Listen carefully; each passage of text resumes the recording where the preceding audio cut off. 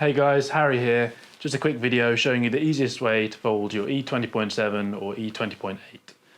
First off, I'm going to start by folding the pedals. I push those towards the body of the bike and push them to the side.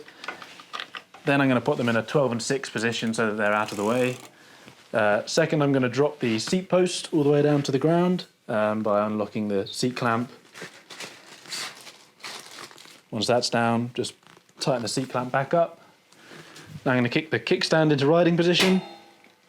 And now the main hinge of the bike is the next step. I'm just going to push on the safety catch, pull the lever and fold the bike as so, making sure that the magnets are connected up properly.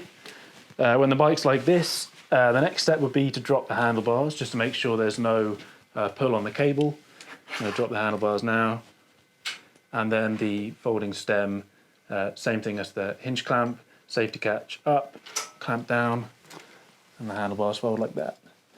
And that's the 20.7 in its neatest profile, and same for the 20.8.